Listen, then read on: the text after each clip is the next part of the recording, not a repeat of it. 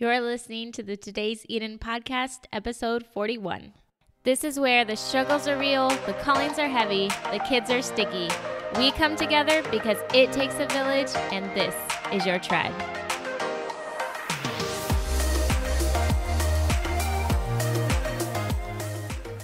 Hey guys, today is Wednesday, and I'm so glad you're listening to the Today's Eden podcast. And also, I wish you so much grace tonight if at the end of the night, you're just running through the Chick-fil-A drive-thru, because Wednesdays can be really hard. And shout out to whoever is while they rest, who left a review over on iTunes for me. So appreciate you. So I want to shout out to you and also share your review.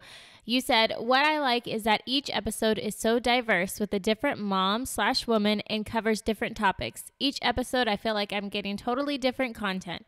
From this podcast, I have been motivated to by several books by the authors that have been on, and it has opened me up to other inspiring women. Thank you so much while they rest. I love sharing other women's stories so that way you can feel exactly how this has made you feel. Like, that is my total and complete goal. So thank you for sharing that.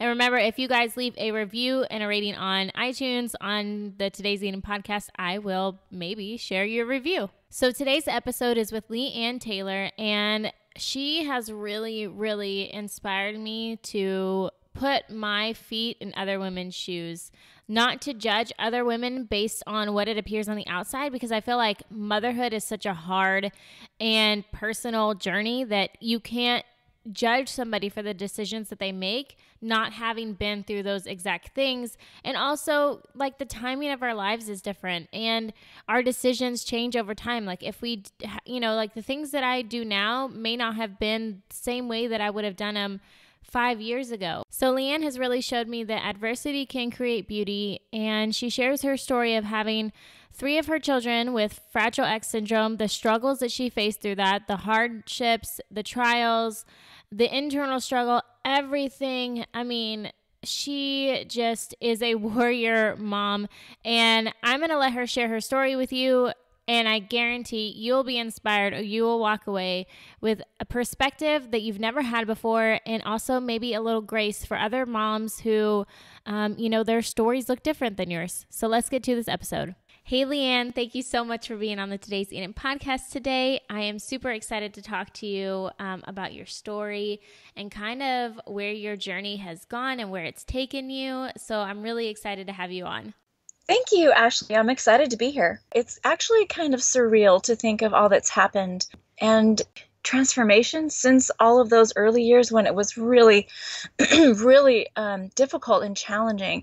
But at the same time, you know what, Ashley? I'm so much more able today to enjoy and really appreciate my children and all that they've taught me. Because back then, it was really just so much about survival. Yeah. And so for those that don't know, I want to kind of go backwards a little bit and have you share a little bit about, your background and what life kind of looked like back then and kind of what the beginning of motherhood looked like for you. Okay, awesome. All right. So first of all, I was married young. So I was 19 when I got married. And my plan actually was to wait about 5 years before starting my family. But of course, as surprise would have it, I got pregnant right after I was married. So my first daughter was born just wonderfully healthy. Everything was typically developing. She was just an absolute amazing child. And so actually my introduction to motherhood in the beginning was a really great experience. But then when my daughter was about 5 months old, I found out I was pregnant again. And so then my son was born. And in the beginning, everything seemed just perfectly normal. But a couple of months in, my son began demonstrating some unusual attributes, I would say. For example, he wouldn't look me in the eye. He didn't want me to hold him close. So you know how you would hold a baby right to your heart? Yeah. He would always push away.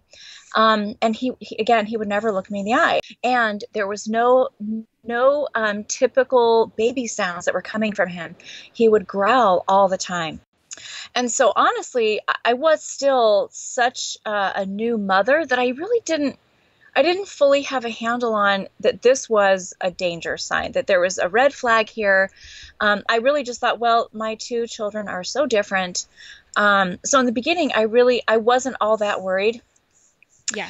Then when he wasn't talking, and then he wasn't walking when he should have been walking, and he just never stopped growling, and he would play with toys in a really unusual way. I knew that there needed to be some intervention here. And so at the age of 2, I began the process of testing, which took actually a year. And during that time, my next child was born. Again, surprise pregnancy. So my oldest son, Quinn, when he was 3, the diagnosis finally came back. And the diagnosis was something I'd actually never heard of, Fragile X syndrome, which happens to be genetic. And what we would soon discover was that Quinn had it, and my son, who had just been born, Shale, he also would test positive. And then my next baby, my daughter Faith, would also test positive for Fragile X syndrome.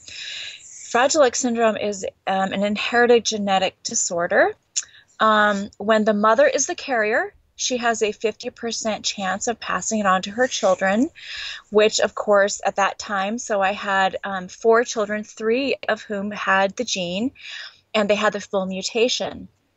So Fragile X is sometimes compared to autism in way of the behaviors and the symptoms. My sons are entirely nonverbal. They had very aggressive behaviors, self-injurious behaviors. They were socially, I would say, unconnected, absolutely unconnected, unable to really connect with anyone, unable to even really capture people's attention or be captured from their attention. So they really didn't have that sociability. Again, they were functioning at the level of a 2-year-old. And so as they grew, they never really matured, so to speak. I just feel like that would be so much for, being a new mom or a young mom. And like the thing that you love most about new babies is like the cuddling and the snuggles. And so is that hard for like that disconnected feeling when you're like trying to pursue and, they can't really pursue you back? Yes, absolutely. Of course, as you know, being a mother, the ability to really reach your children, to connect with your children is just so primary. Yeah. It's really just primal.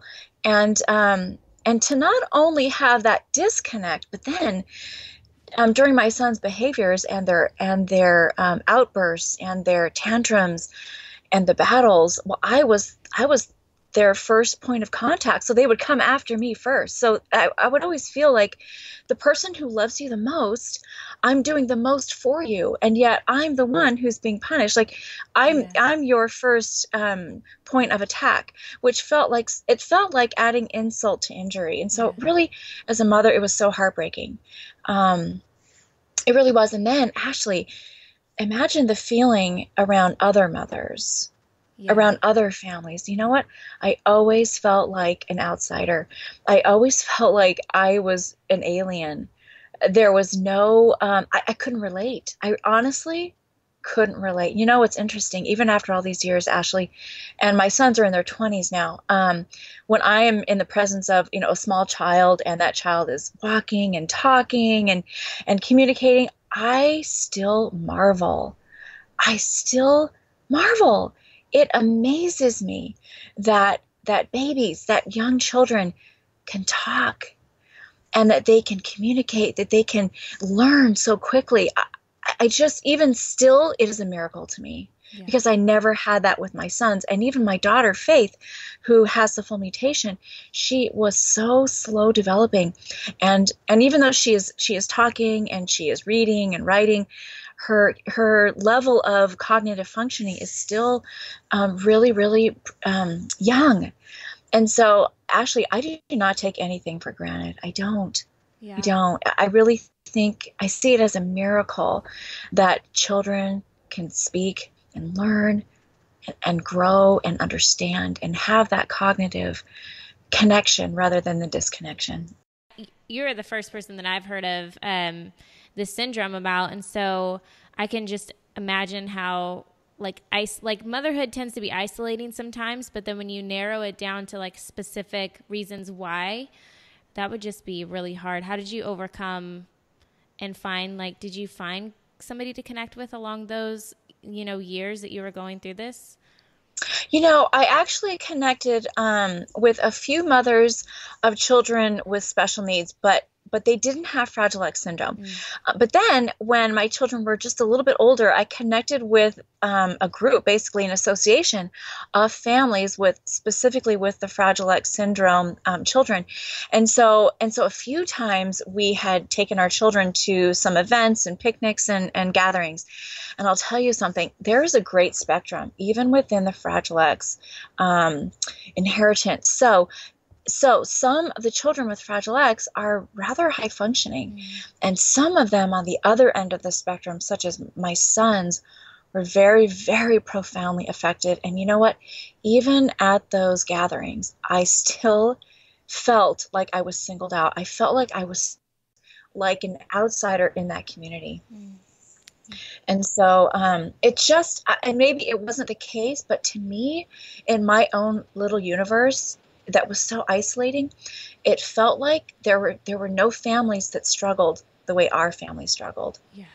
Oh my gosh. That there were no children that were as challenging as my children. That is how I perceived it. That's how it felt to me in my daily life. And understand that my daily life actually was 24/7 within the walls of my own home. I hardly ever went out with my children because I couldn't. They were so difficult to manage. They were so difficult to manage. Every outing was traumatizing, literally traumatizing. And so 24/7 within the walls of my home, almost like a prisoner. Yeah. I mean, every door was locked. I couldn't take the kids out by myself. I had to close the windows because they were so loud and so angry, and their behaviors were so dramatic. Yeah. It really felt like I was just this prisoner, imprisoned by my own children who I loved so much, but it was such a dichotomy. How did you, so that has to be like an emotionally devastating for you, like to go through. I know that your mind, especially when it gets kind of in those dark places, that it can be awful. And like you said, isolating and stuff. So how did you deal with that? Like, did you deal with it well, or I just don't know. I realized that every difficult moment had a precursor, and the precursor was my belief that my children were special, that they were amazing, that inside of that disabled, difficult exterior was a very, very special person, very, very special being. And so daily I reminded myself and I affirmed to myself that is who my children were. Now, also daily though, there were these episodes that were so traumatizing and so horrifying and took me to the very, very edge of my patience and of my tolerance.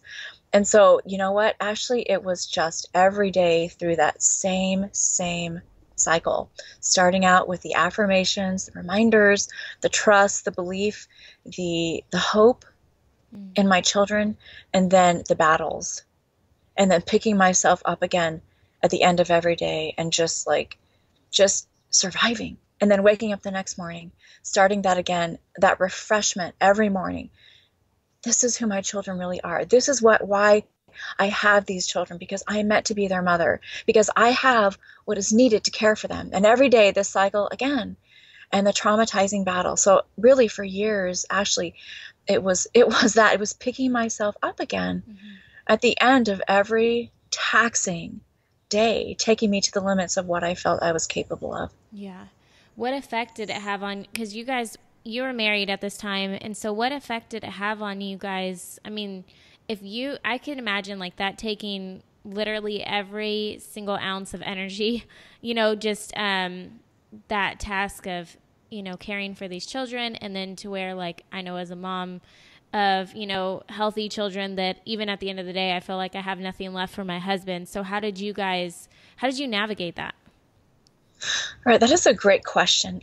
So pretty early on, of course, when the diagnosis came, we really fell into the role of teammates.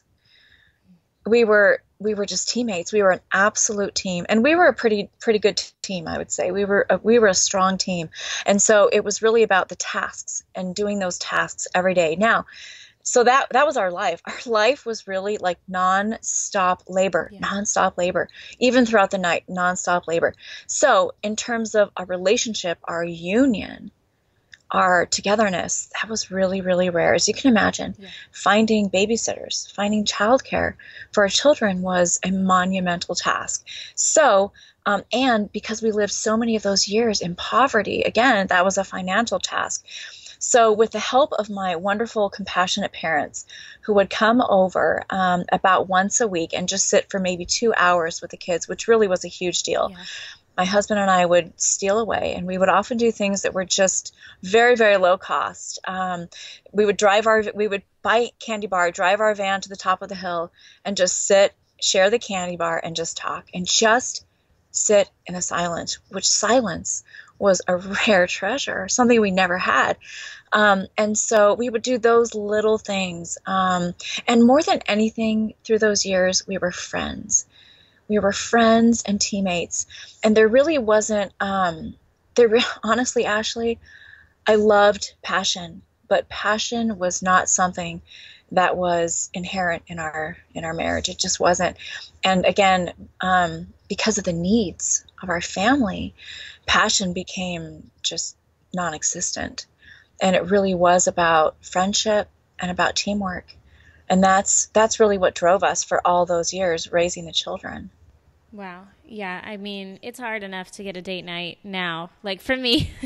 So, yeah, gosh. So, okay. So then moving forward, like how did it get better? Like, as they got older, were you able to kind of handle situations easier, or how did it continue to just transpire as you guys grew older, your kids are getting older, and you're learning more about, you know, this syndrome that they have? How did you guys continue to nurture them and your marriage? Um, as they grew older and they were about this age, it was really a boiling point. Their behaviors actually got worse as they grew older and stronger. And in fact, their strength was uncommon for their age, which I think was attributed to the Fragile X syndrome and the autism. Yeah. But so those preteen years were they were the boiling point actually. And by that time I had 5 children. So I actually had a daughter born after my husband had a vasectomy. What? Yeah, I call her my miracle baby. And so my husband had a vasectomy, and then I found out I was pregnant. And so this beautiful daughter was born to me. I named her Psalm, Psalm, for the miracle that she was. And we tested her right after she was born, and she tested negative. So actually, my youngest daughter, Psalm, and my oldest daughter, my first child, Jade, do not carry the gene, which really is such a miracle, because then this gene will no longer be passed down after me. And so at this time, we were living in Utah, and so I had 5 children, and my son's behaviors had escalated, and they were so fierce. They were so fierce. And just the daily survival skills, like feeding my children, bathing my children, dressing my children, managing their behaviors, took more than what I had to give every single day. And we came to a crisis. Our family came to a crisis. And Ashley, I woke up one morning, and I got in my car, and I left. I drove away, and I checked into a hotel, and I didn't know if or when I would ever go back. Yeah. And that was a turning point for our family. I knew I could not bear that life one more day, not another day. And so as it turned out, my husband called the hotel room, and still I did not I did not want to leave. It was the hardest thing I'd ever done. And so the next morning, I actually returned home.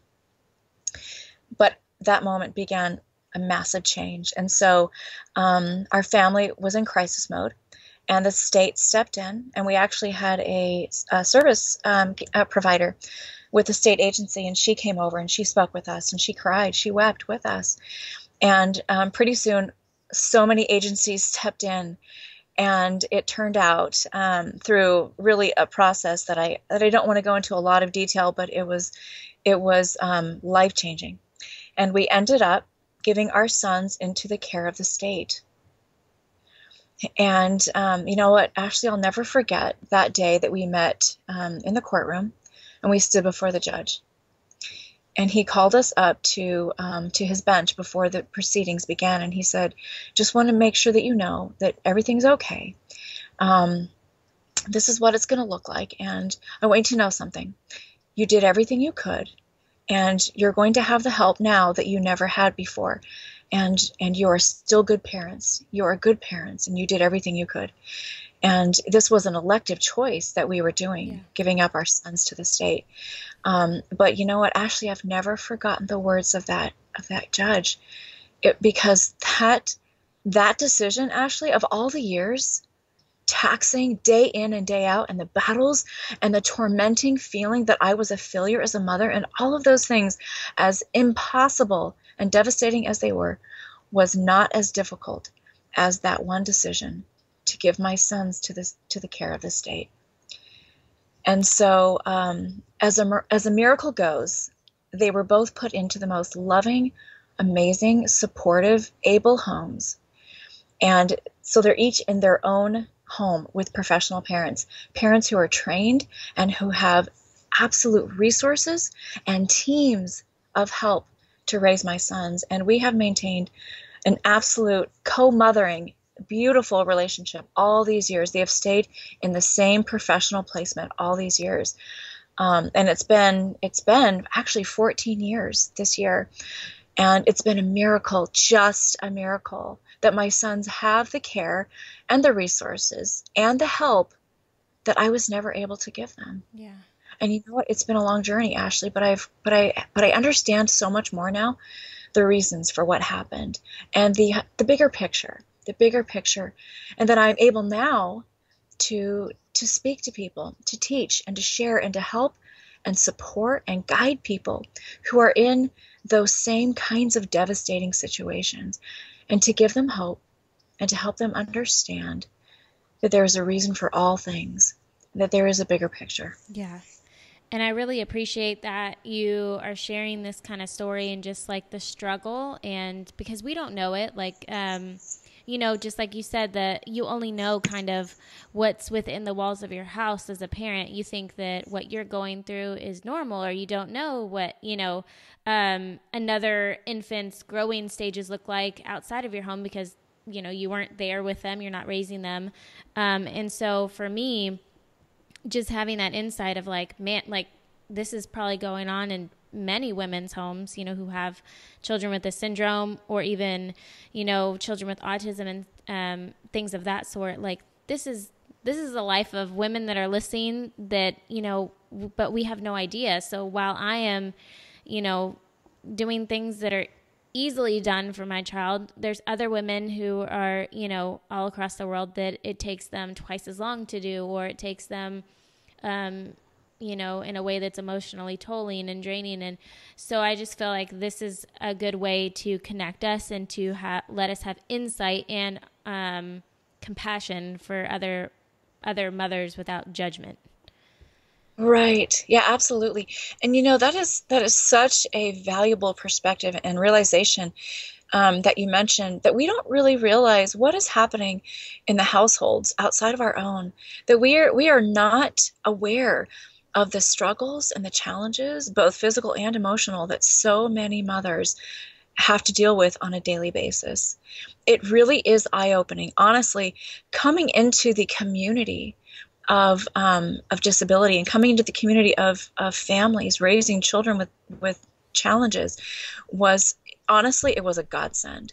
In that way, knowing that I was not alone in that way, meeting other parents and seeing other families and having, I know their situation was not just like mine, but even still, having that resource and just the fact of knowing that it existed outside of my own experience was such a value and such a blessing to me.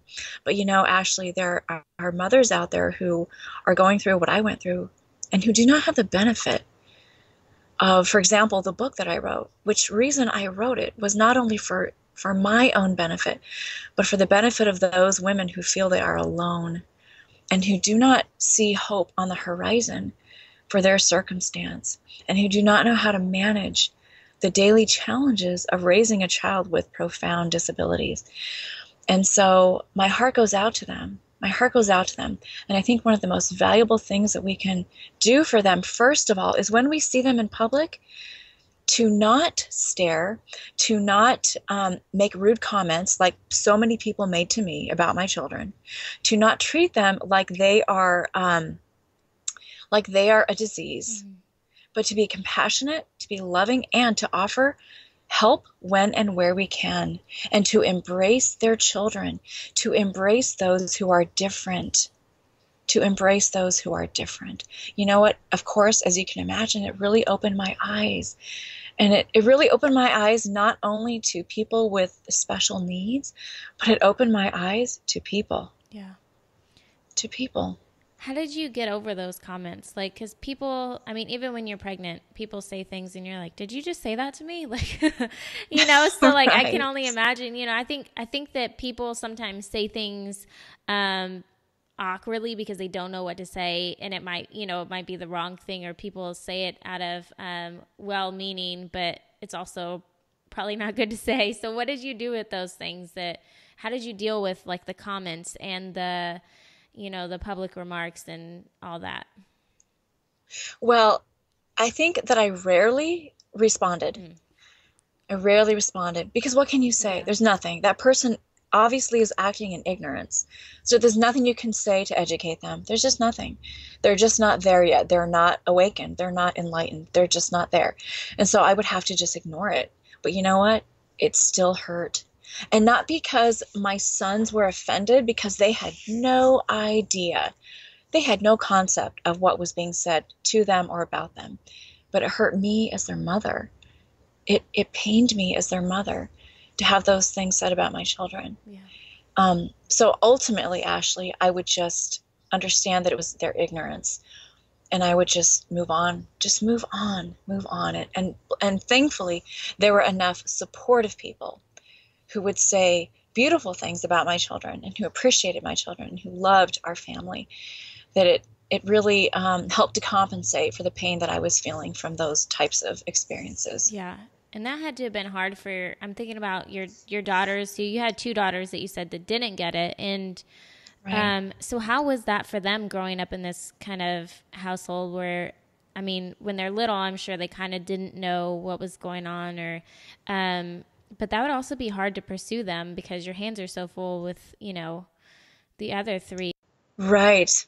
What's interesting is because of the age difference. So when my youngest was born, my oldest was 9.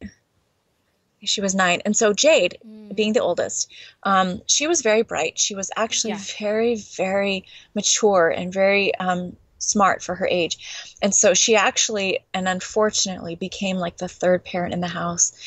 And so Jade would help with feeding one of the babies. She would help fetching me something that I needed while I was nursing. She would help kind of sort of watch over her brothers and help do small tasks.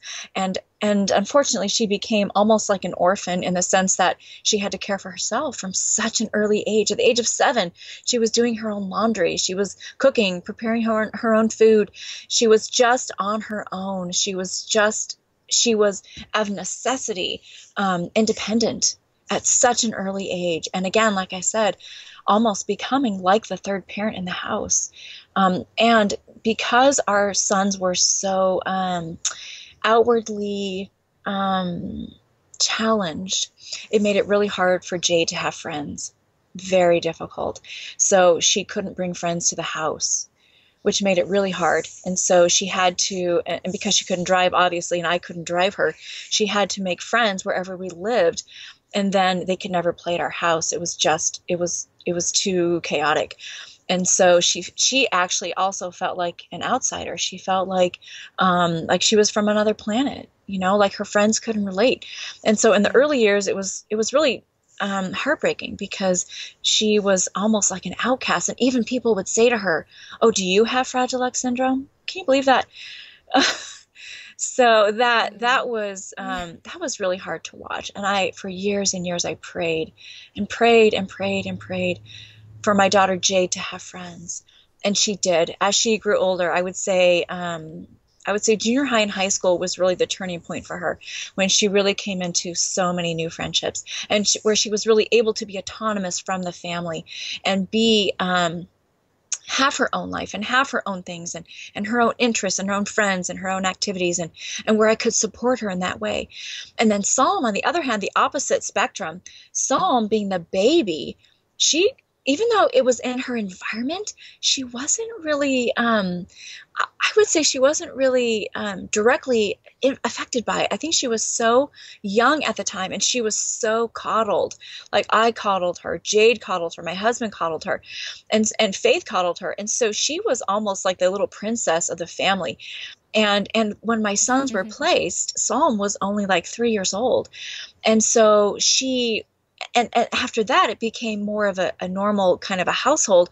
And so she actually doesn't have a lot of memory of those years, which I think is a blessing, because it was terrifying. And Jade's memories and even Faith's memories of those years were really traumatizing.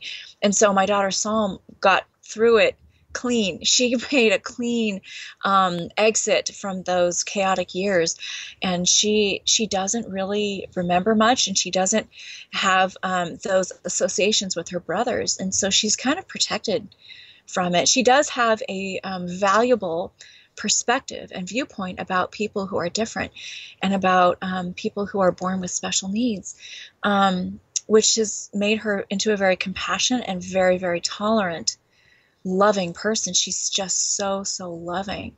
But her experience and Jade's experience was very, very different. That, I think, I mean, I can just imagine like what a wonderful woman, you know, Jade is, for being the oldest and having to, you know, experience these things and gain this independence. And I understand that it was probably really difficult for her, but I can just see how something like that could just really turn you into just an awesome, amazing woman, having experienced, Yes, absolutely. It's interesting because, you know, Jade came that way.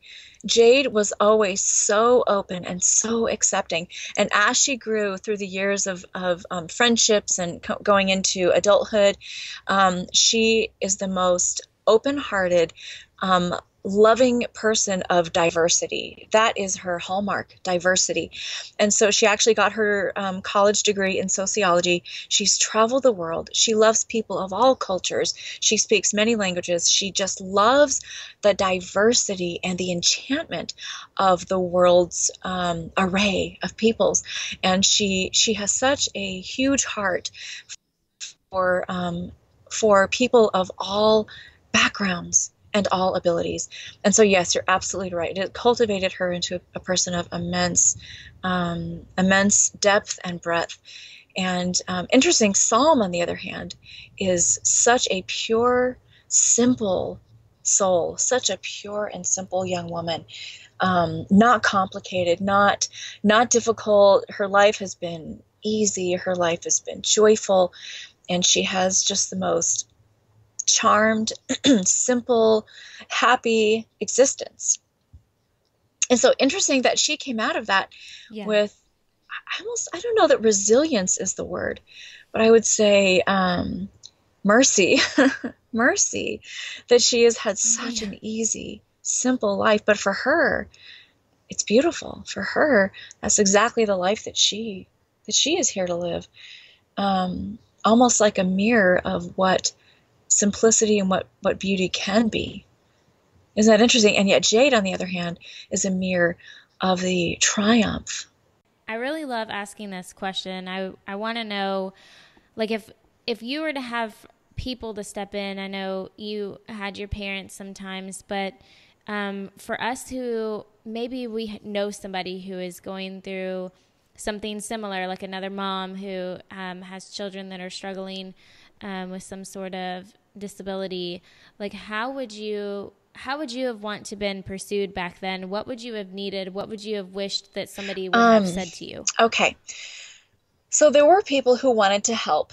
And so if someone were wanting to help, I would so much appreciate them asking, how can I best help? What will help you the most? There were actually people who had occasionally come in and sort of dictated the help that they were going to give. And bless their heart, their intentions were pure and wonderful, but they were not connected or aware of the ways that we needed help. And so oftentimes it was even more heartbreaking. So coming into that situation where there's someone who has obviously a situation where help is needed, ask what kind of help you can best give to be of service to them. And whatever that is, let them tell you what they need. That's just so, so important. And if you're showing up to help in a situation like my situation was, please wear tennis shoes and wear ruggies. Because that's reality. That's what is needed. Have you seen the show Parenthood?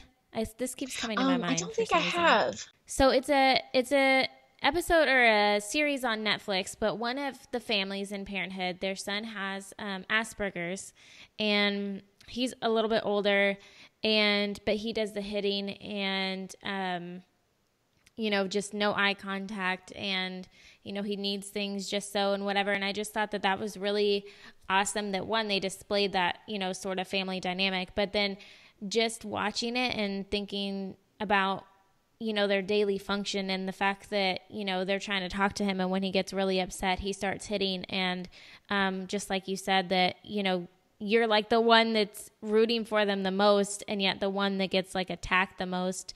How did you deal with that? Because that just keeps coming to my mind, and I would feel like I would just be a crying ball of mess like all the time if like I had to deal with that constantly. Gosh, back during those episodes, I didn't deal with it very well. It was so painful. Like I said, insult added to injury, which where do you even go with that? And at that time, even though I had the belief and the feeling that my children were special and that that being born with a disability was part of their plan, even though all of that, the battles were a battle. And when you are getting scratched and hit and yanked and grabbed and screamed at, that's a hot moment. And everything that you want to believe and everything that you hope for, everything just falls away in that moment. And you've got to protect yourself. And honestly, that was the hardest part, I think, of parenting them, was having that insulting, hurtful, that seemed like willfully hurtful against me, the person who sacrificed everything for them. And so it really, honestly, Ashley, it wasn't until years later that I came to peace with all of that. When I came to an understanding, when I began to feel the presence of my sons on a spiritual level, because they were no longer living in my home. And I came to understand them in a new way and to have a new kind of relationship with them. It was actually more transcendent, that relationship. And where I came to forgive myself for being so upset with them, for being so impatient with them, for thinking terrible things about them during those episodes, and for those moments when I felt like I hated them. And Ashley, listen, I'm saying that to you. And I hope that the mothers who are listening, and possibly even, you included, all mothers, that have those moments where they may feel like they hate their children. That is okay.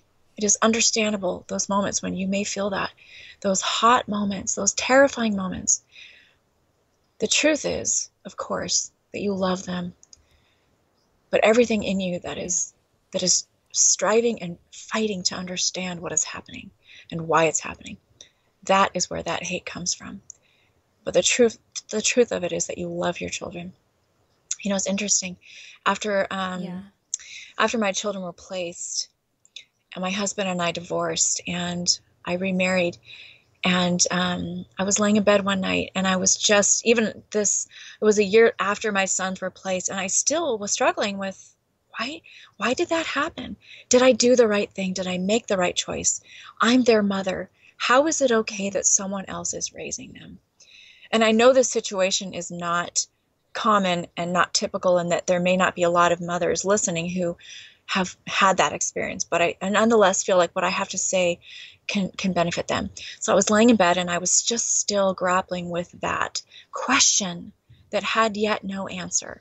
And as I was laying in bed and I was having this thought, did I do the right thing? Will my sons be able to forgive me? And I had the most illuminating experience. And that I knew in that moment, it was my mother. My mother had died when I was 8. But in that moment, I felt her present with me. And this is the understanding that came to me. Your sons have no need to forgive you. And she asked me, she said, did you do everything you could for them? And I said, yes. And she said, did you truly love them? And I said, yes. And she said, did you ever really hate them? And I said, no. And she said, then they have no need to forgive you. The fact is that you made the ultimate test of love by giving them up. She said keeping them would have been selfish, because it would have been to keep up appearances. But you made the ultimate test of love, and that was giving them into a situation where they could be cared for, where they could have the resources and the help that they needed, which was best for them. And so it is since that experience that I've been able to have the understanding that has given me peace. That has given me peace. And of course, would I want to go back with the understanding that I have now? You know, I could have done things differently, yeah. And I would have had a larger perspective and a greater inner knowing of what was happening. And I would have had better communication skills with my sons, like what I have now with them. But I did the best I could with what I had.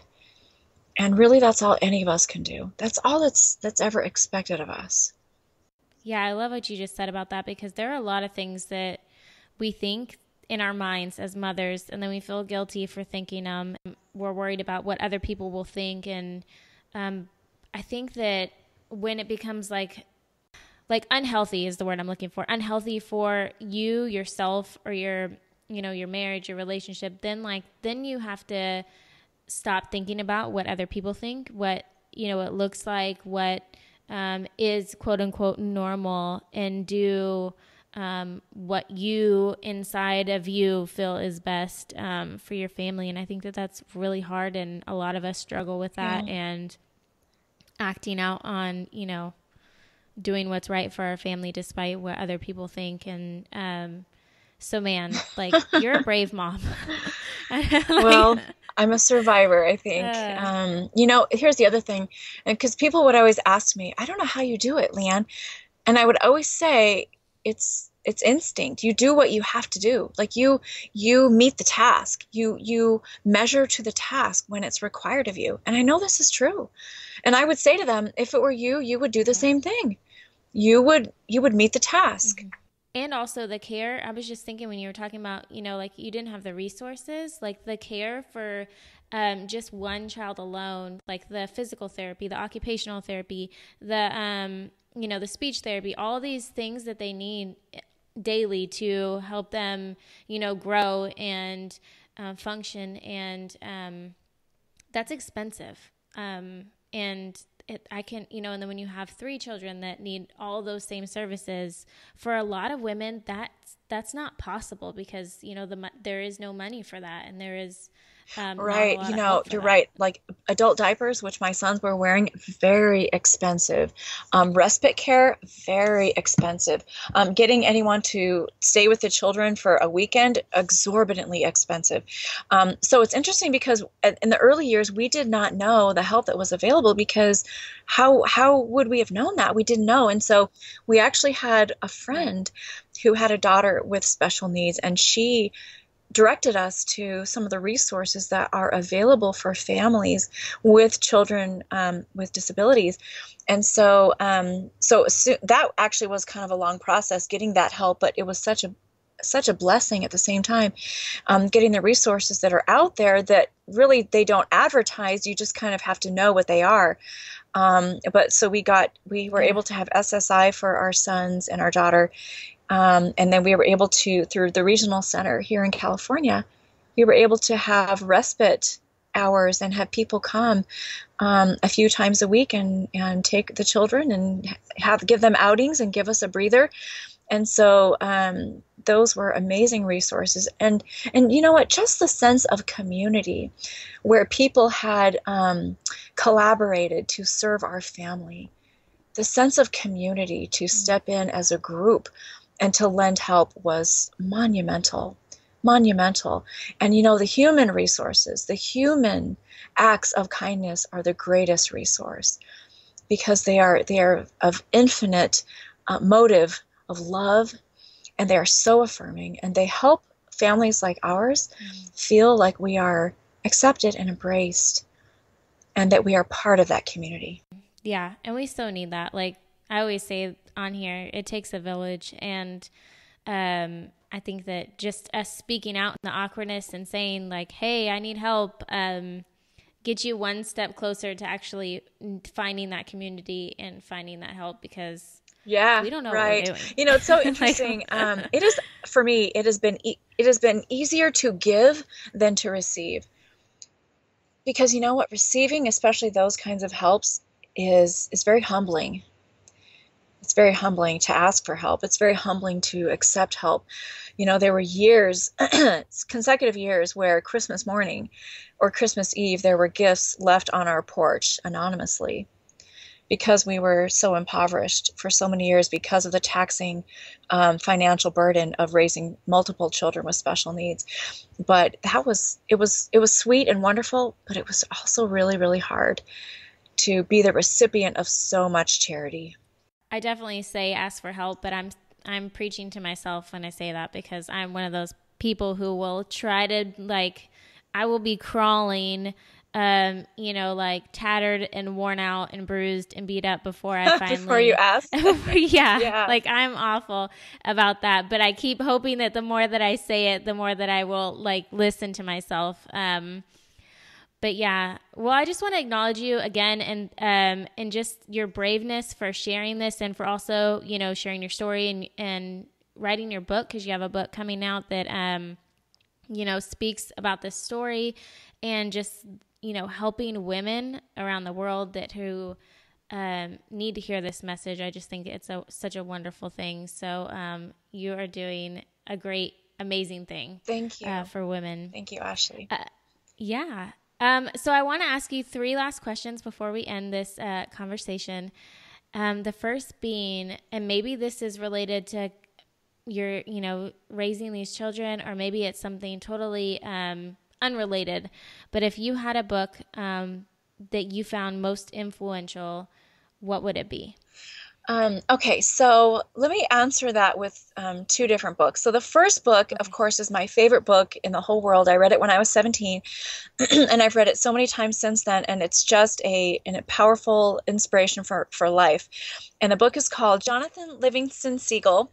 It was written in the 70s, and I love this book. It was by Richard Bach, and it's a book about an outcast seagull who basically breaks out of the flock and has this amazing transcendent journey, learning all that he is capable of, learning about his potential. And I love the story. It is such a parable for our lives. So that's my all-time favorite book. But of course, my next favorite book is my own story, and that is The Fragile Face of God. And which chronicles my experiences. And, you know, I feel like it was such a powerful, evocative experience writing this book. And it was so healing for me. It was so healing. And so many answers came while I was writing the book, answers that I needed to hear. And so it was an inspiration to me. And then knowing that this book is the exact kind of book I would have loved to have had all those years ago when I felt so alone and so hopeless. And so I hope that that is an inspiration to everyone out there, and really people in any situation of challenge, because I really wrote it to all people, not just to those of us who are raising children with disabilities, but it really speaks about our challenges in the human condition. And it really is such a triumphant story. So that would have to be my number two favorite book of all time. I love it. I love it. And isn't it, it's so crazy how, like, when you look back on, when you're able to look back on things, just the different perspective that you have, and how, I just think it's awesome. Like, every woman, I feel like when they look back, even if it's, you know, they're still in parenting mode, and it's just looking back like 2 years, the things that you can see now that you couldn't see then, it's just awesome insight that I feel like everybody has a little bit of something to share with everybody. Yes, Yeah. absolutely. Yep. If you could empower women in one way, what would it be? That would be to awaken in them the realization of who they are and all they have within them that is power, to help them realize and access all that they have within them. I feel like so many, because I mentor people from all walks of life, but so many that I hear from tell me, Leanne, I doubt myself. I second guess myself. Mm-hmm. I don't believe that I have that ability, that I have that capacity. I don't believe that that's me. Mm-hmm. I want to, but I don't believe that it is. And it is my pleasure and my blessing and my privilege to inspire in them the belief and the realization of themselves, what they do have, all that they have in them that is so amazing, all the potential that they can access if they were just to believe it and to trust in that. And that really is the awakening that I would have for all people. Yeah. Ugh, we all struggle with those. I feel like I mean, and I feel like it's in a, like a nonchalant way. Like I see posts all the time that, you know, we say things that about ourselves jokingly, but we also, a part of us really means it. And just, it's hard to overcome those negative thoughts and guilt that we feel about, you know, whatever it is that we're doing. Right, absolutely. Words are so powerful, though. They really are so powerful. But you're right. Not to we should never guilt ourselves, no matter what we say that's, you know, self-punishing or self-deprecating. Mm-hmm. We don't add on top of that guilt. We don't need to do that. But it is understandable that we have challenges. Just to be so compassionate with ourselves. It's so easy to be compassionate with others, but to come and be compassionate with ourselves in those difficult moments. Yeah. If you could tell your younger self one thing, assuming that she would listen, what would it be? It would be this: Leanne, your pain is merely a moment. And that every good thing that you've always wanted to be and to have is coming. It is coming. Just see this moment for what it is. Hold the moment. Be in the moment. But know it is only temporary. There are bright things ahead for you. All the things that you know you were born to do and born to be, those are coming. And you will realize them. That is what I would have told myself. And you know what? Actually, I think I would have listened. Yeah. I think so too. I mean, I think that's what we all really want, is for somebody to tell us, like, I can see what's going to happen and it's going to be okay. Yes, exactly. Such sweet words of comfort and inspiration. Yeah. So, Leanne, where can everybody connect with you, follow you online, or even check out your book or your mentor programs? How can they do all those things? Okay, so the best number one place would be my website, which is leanntaylor.com, spelled LeannTaylor.com. And then, of course, you can find me on Facebook, and that would be Leanne Taylor Story. And then to read my story in my book, which is The Fragile Face of God, you can do that on Amazon, The Fragile Face of God. And be sure you have a box of Kleenex. People say they read it in one sitting, and they just feel it on a soul level. So yes, thank you. And thank you for the opportunity, Ashley, to share. And I hope, again, that something of what we've talked about today that I can bring will be of benefit and blessing to anyone who's listening. Hey guys, I hope you enjoyed that episode. And I am always asking the guests what is their most influential book, because I feel like it's the most tangible, easy, and accessible way to bring self-help into your life, or to bring care into your life, because I feel like there are books that you will hear about that just touch your soul, that you're like, yes, I need that, and I need it right now. So if that is you, and if you hear a book that you love and you really want to go out and get it, and obviously we don't have a bunch of time to sit down and read, because I mean, we have toddlers, we have kids, so who sits down ever? We don't. So if you want to check out Audible, this is where you can listen to all these books that have been mentioned on the podcast in audio format, aka hands-free listening. And you can go to audibletrial.com/today's Eden and get a 30-day free trial to Audible. And hey, you can read as many books as you want in the 30 days and then cancel it. I'm not here to tell you how to live your life, but I'm telling you that it's free, and it'll be a great opportunity to check out some of these books. Also, if you haven't been to todayseden.com lately, you will notice that there is a Today's Eden shop with some t-shirts. So I got together with a graphic designer and designed some t-shirts that I really think you'll love. So I hope you go and check those out at todayseden.com/shop. And if you purchase one, I would love to see you post a picture, and you can hashtag it with a hashtag #IRockMyMomTee, so I can check it out, and also so I can share it. Okay, guys, I am done talking, but the quote I want to leave with you today is, "No, officer, I haven't been drinking. My toddler just needed to hand me everything from the back seat." You guys know what I'm talking about.